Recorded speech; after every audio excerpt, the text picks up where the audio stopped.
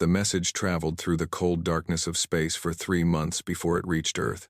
It came from a species called the Velkari, and it was not friendly. The Velkari looked like giant insects.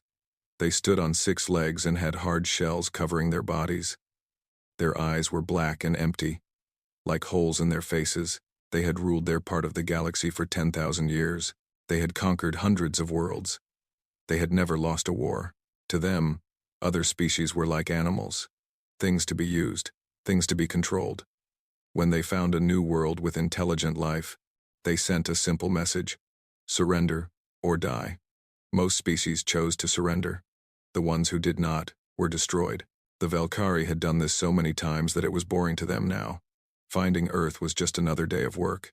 Their scouts had seen the small blue planet spinning around its yellow sun. They had detected radio signals coming from it. Someone lived there. They did not bother to study the planet carefully. Why would they? Every species was the same in the end. Weak, afraid, easy to break.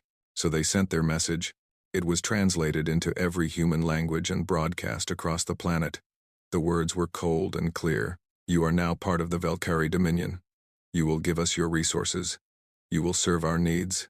If you resist, you will be destroyed. You have 90 days to respond. On Earth, the message caused panic. People ran through the streets. Governments held emergency meetings.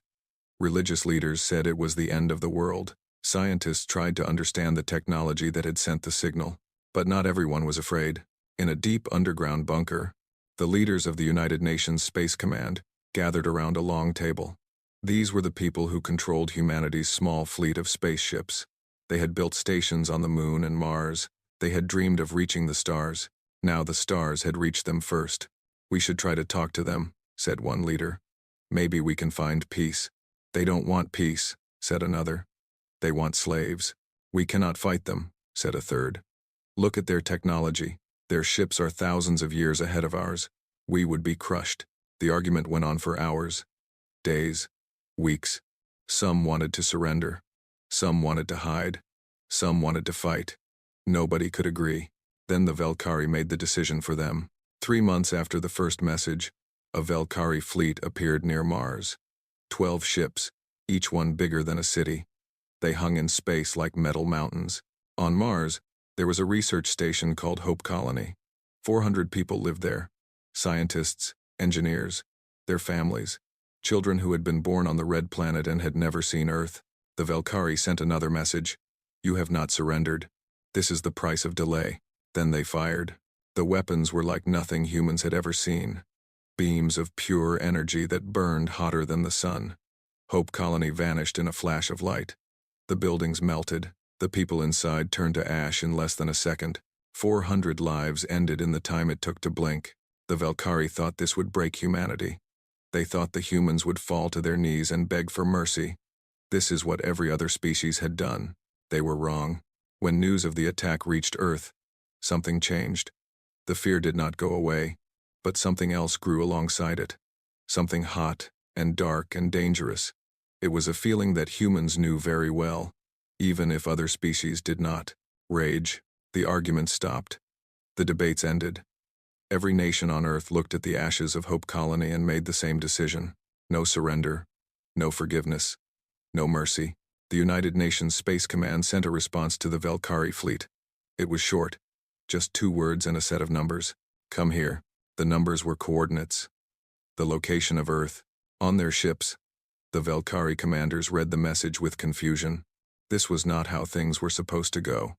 The primitives should be begging for their lives. Instead, they were giving directions. Admiral Crix then, the leader of the fleet, made a sound that was like laughter. These creatures are stupid, he said to his officers. They want to die faster. We will give them their wish. He ordered the fleet to move toward Earth. 200 more ships would join them from Velkari space. They would crush this tiny world and add it to their empire. It would be easy, but Admiral Crix then did not know what Earth really was.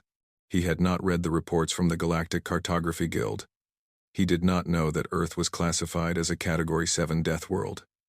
He did not understand what that meant. A death world was a planet so dangerous that life should not exist there at all. The gravity was crushing. The atmosphere was filled with a corrosive gas called oxygen. The weather could kill in minutes. Diseases spread everywhere. Predators hunted in every environment. Even the plants were deadly. Nothing should survive on such a world. But humans did not just survive. They conquered. They spread across every corner of their deadly planet. They killed the predators. They beat the diseases. They bent nature to their will through blood and pain and stubborn refusal to die. The Valkyrie had ruled their peaceful corner of the galaxy for 10,000 years. They had forgotten what it meant to truly struggle. Humanity had never known anything else, and now the Valkyrie had made them angry. The Valkyrie fleet arrived in Earth orbit on a cold morning in December. 200 warships blocked out the stars. Each ship was beautiful in its own way. Smooth curves, glowing engines. Technology refined over thousands of years of civilization. Admiral Crix then looked at the blue planet below and felt nothing but boredom. He had done this many times before. The primitives would fire their weak weapons. His shields would stop everything. Then he would burn their cities until they begged for mercy. "Scan the planet," he ordered. "Find their population centers." His officers obeyed. The scans came back quickly. 7 billion life forms. Thousands of cities. The creatures had spread everywhere on their world, even to the coldest and hottest places. "Strange," said one officer. "They live in very different environments. Most species prefer one type of climate." Crix then did not care. Begin the attack. Target their largest city first. But before his weapons could fire, alarms screamed across the ship. "Admiral, contacts approaching." "Many contacts." Crix then turned to the display screen. His 4 eyes went wide. Human ships were rising from the planet. Not dozens, hundreds. They came from every continent, from hidden bases under mountains and oceans. They were ugly things. No smooth curves or elegant designs. Just thick armor, big engines, and lots of guns. "What are those things?" Crix then asked. Nobody answered. The Valkyrie had never seen ships like this. They were built wrong. Too much armor. Too many backup systems. It was wasteful, inefficient. The humans did not care about efficiency. They cared about surviving. The first shots were fired. Valkyrie weapons hit human ships with enough power to vaporize any civilized vessel. The beams burned through armor. They destroyed engines. They killed crew members. The human ships kept coming. Crix then watched in shock as a human cruiser took 3 direct hits. Flames poured from its sides. Half its weapons were gone. It was dying. It did not retreat. It did not slow down. It flew straight at the nearest Valkyrie ship and fired every weapon it had left. "They are insane," Crix then whispered. Then things got worse. The human ships got close.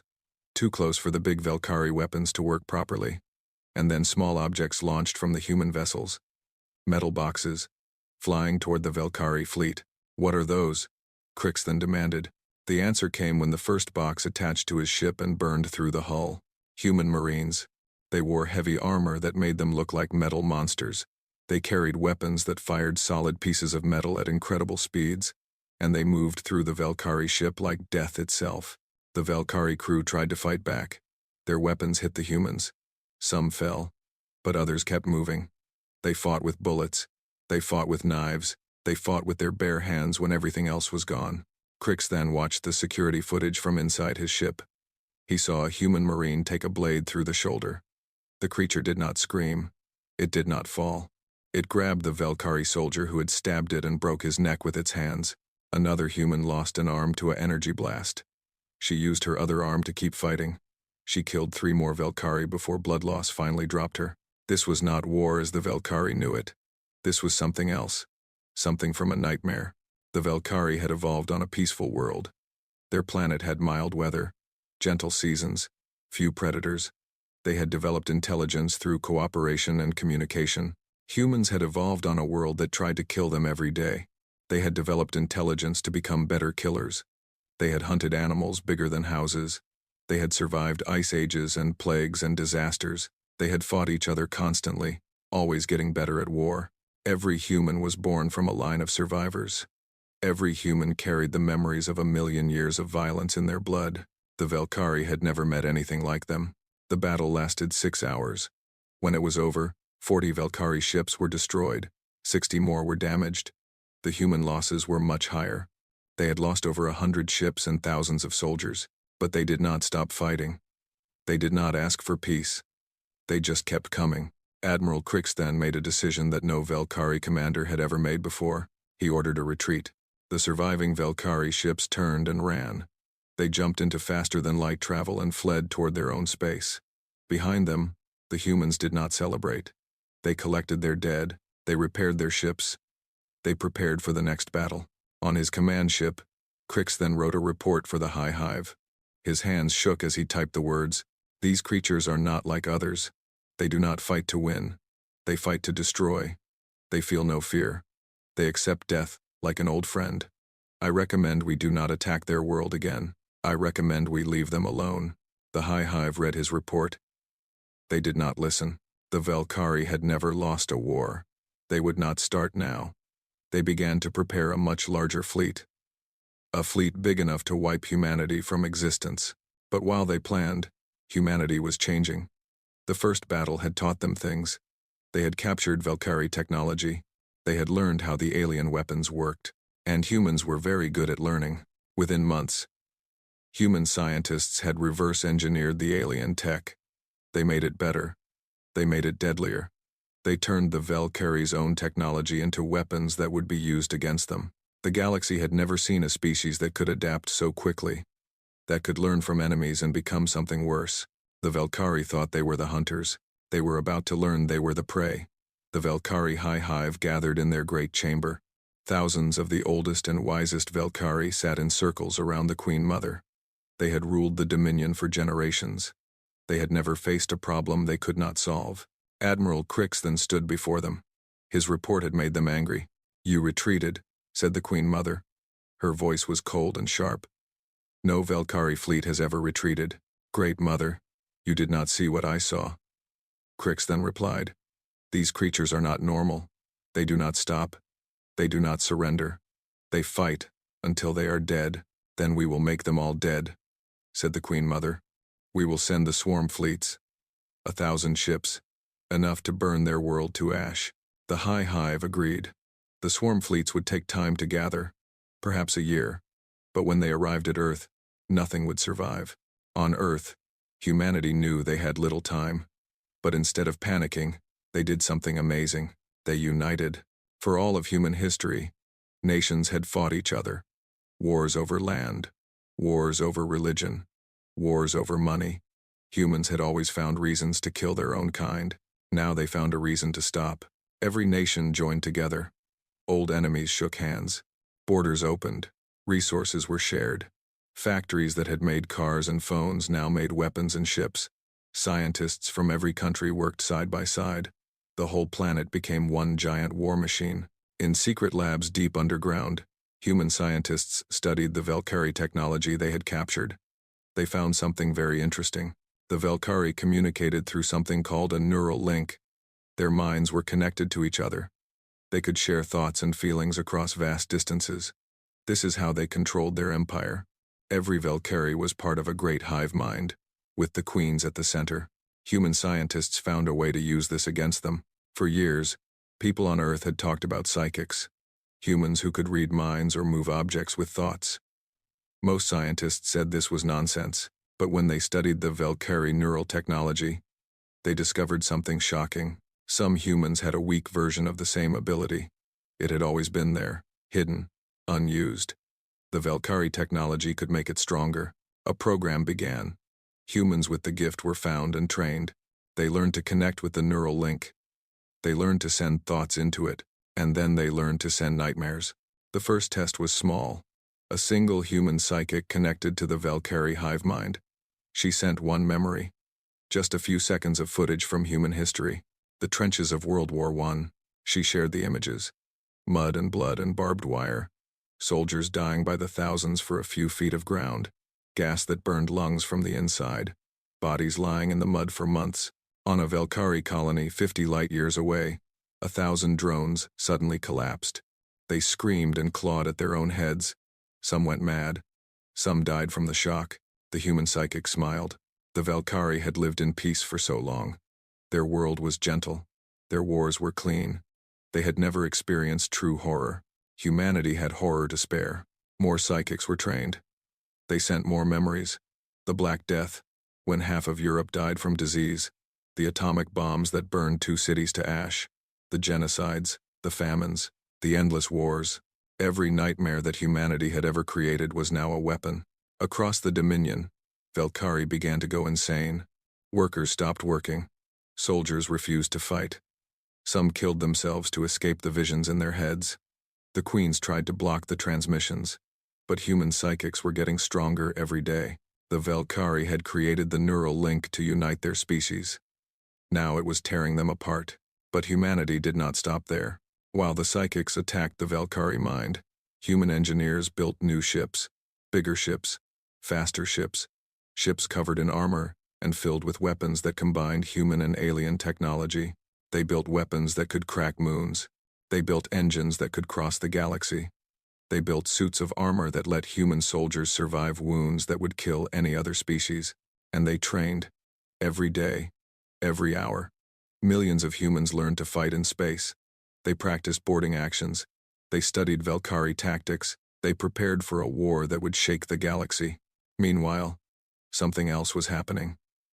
Velkhari slaves on distant worlds began to hear about humanity. They heard about the species that had fought back.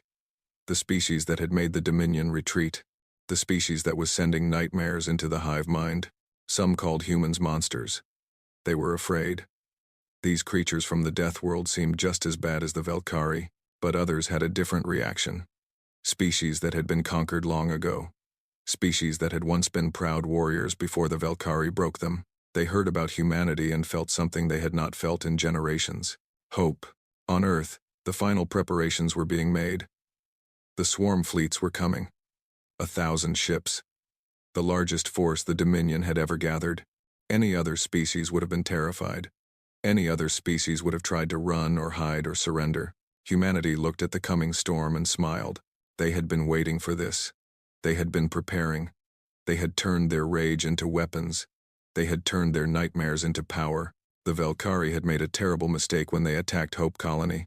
They had killed 400 people who had done nothing wrong. Now 8 billion humans wanted revenge, and humanity was very, very good at revenge. The Velkhari expected humanity to wait, to hide behind their planet and pray. Every other species had done this when facing the swarm fleets. They had huddled in their homes and hoped for mercy. Humanity did not wait. While the swarm fleets gathered in Velkhari space, human strike groups pushed outward. Fast ships with small crews. They did not fly toward the enemy fleet. They flew around it. The first target was a supply station, a massive structure floating in space, filled with food and fuel for the swarm fleets. 100 Velkhari workers lived there. They had no weapons. They were not soldiers. Human ships appeared from nowhere. They fired once. The station exploded. The second target was a communication relay, a tower on a small moon that carried messages across the Dominion. Human soldiers landed, planted explosives, and left. The tower became dust. The third target was a breeding world. Millions of Velkhari eggs waiting to hatch. The next generation of the Dominion. Human ships dropped bombs from orbit. Nothing survived. The Velkhari were shocked. This was not how war was supposed to work. There were rules. You fought military targets. You left civilians alone. You did not attack breeding grounds. Humanity did not care about rules. For thousands of years, humans had fought each other. They had learned that nice wars were losing wars. They had developed something called total war. It meant attacking everything. Soldiers, factories, food supplies, civilians, anything that helped the enemy survive. The Velkhari called it barbaric. Humanity called it effective. Strike groups spread across Velkhari space like poison in blood. They hit targets and vanished before the enemy could respond. They attacked at night. They attacked from hiding. They used tricks and traps and lies. Human soldiers learned to fight in any environment. Frozen moons, burning deserts, space stations with no gravity. It did not matter. They adapted. They survived. They killed. The galaxy watched in horror. Other species had been conquered by the Velkhari long ago. They had accepted their fate. They had become slaves. Now they saw something they had never imagined. A species that refused to kneel. On a planet called Thren, the native people had served the Velkhari for 2,000 years. They worked in mines. They built ships. They obeyed every order. They had forgotten what freedom felt like. Then human soldiers arrived. The humans did not come to conquer. They came to destroy a Valkyrie military base. But when they saw the Thren people, they stopped. "Who are you?" asked a Thren elder. "We are human," said the soldier. "From Earth. Why are you fighting the Dominion?" The soldier thought about the question. "They attacked us. They killed our people. Now we are killing them back. But the Dominion is too powerful. No one can defeat them." The soldier laughed. It was not a happy sound. "We do not need to defeat them. We just need to hurt them. We need to make them bleed. We need to show the galaxy that they can be hurt." The elder looked at the burning Valkyrie base. He felt something strange in his chest, a feeling he had not known since childhood. Hope. News of the human attacks spread. Slave species whispered to each other. Some began to resist. Small acts at first. Breaking tools, slowing work, hiding information from their masters. The Valkyrie had to pull soldiers from the swarm fleets to control their own empire. The great invasion was delayed. Meanwhile, a Valkyrie diplomatic ship flew toward Earth. The Queen Mother had sent it with an offer. Peace.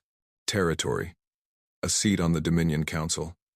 The humans could have anything they wanted. They just had to stop fighting. The ship entered Earth's solar system. Human ships surrounded it but did not fire. The Valkyrie ambassador broadcast his message.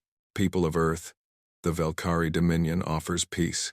We will give you 10 star systems for your own. We will share our technology with you. We will treat you as equals. All we ask is that you stop this war." The response came from Earth. A single word on all frequencies. Insufficient. The ambassador tried again.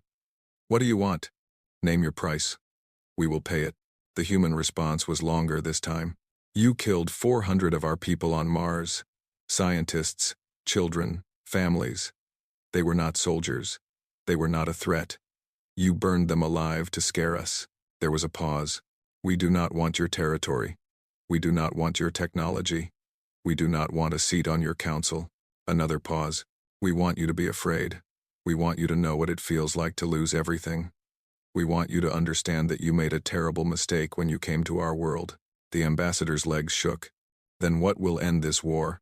The human voice was cold as space itself. "We will tell you when we are done." The diplomatic ship was allowed to leave. It carried a message back to the Queen Mother. A message that made her feel something no Valkyrie ruler had felt in 10,000 years. Fear. The swarm fleets finally launched. 1,000 ships flew toward Earth. It was the largest military force in the history of the Dominion, but humanity was ready. In orbit around Earth, hundreds of human ships waited. On the moon, giant weapons pointed toward the stars.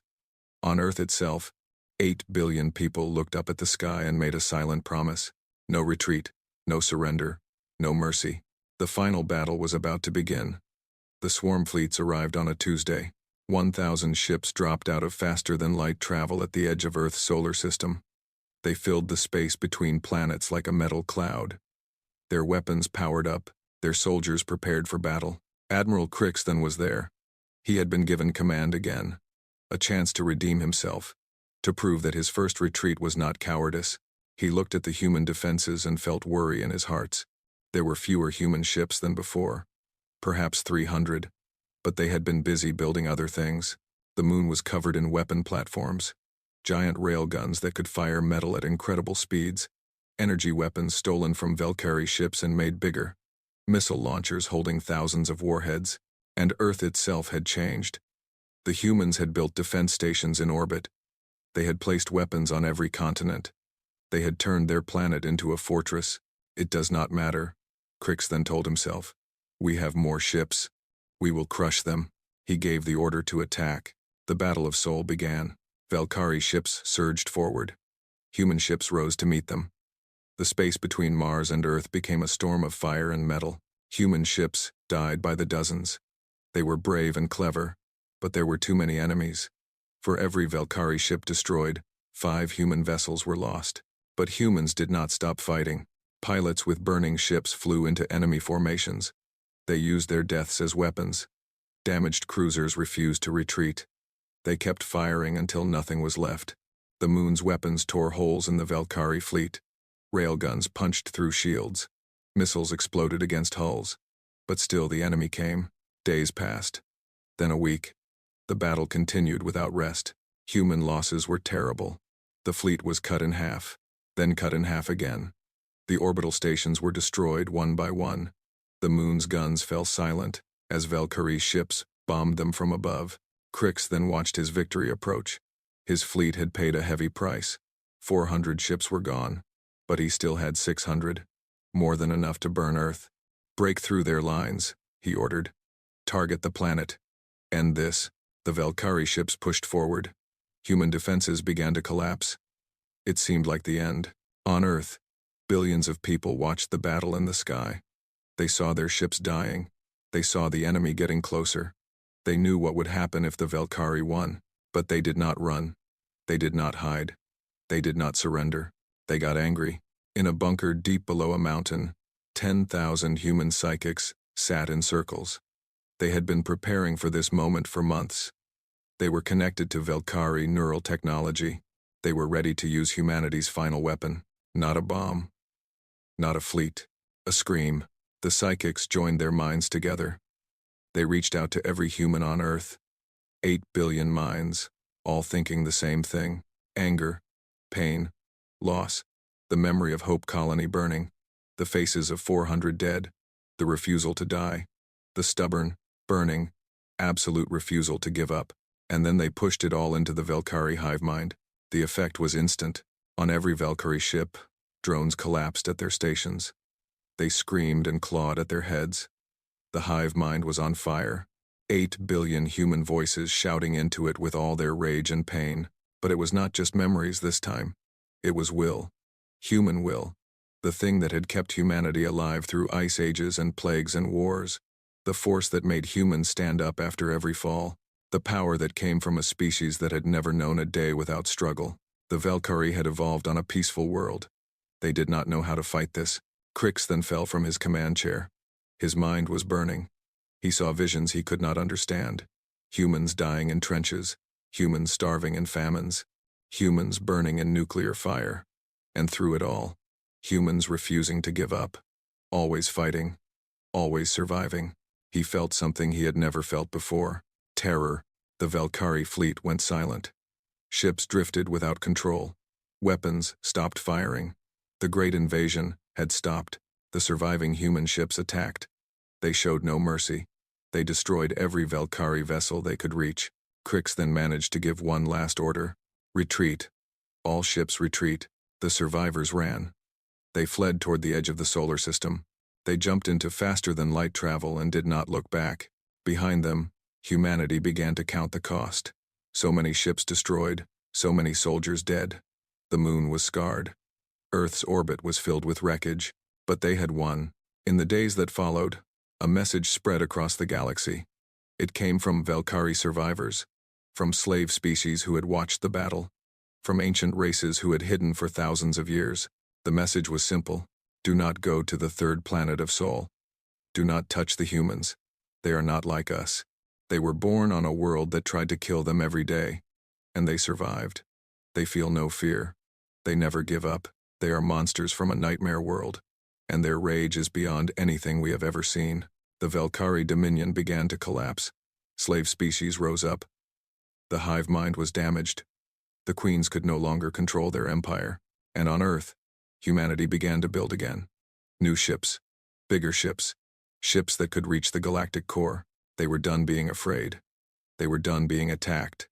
They were done being treated like animals. The galaxy had come to their door with fire and death. Now humanity would go to the galaxy. A final message was broadcast from Earth. It went out in every language, on every frequency, to every species that could hear. We were happy to stay on our world. We did not want war.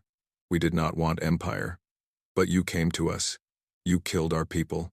You called us primitives. A pause. Now we are coming for you. Every species that stood with the Valkyrie. Every world that cheered when Hope Colony burned. Every being who thought we were weak. Another pause. We are humanity. We were born in fire. We were raised in blood. We have conquered our death world, and now we will conquer the stars. A final pause, and we will never, ever stop. The message ended, the galaxy trembled, and humanity's fury had only just begun.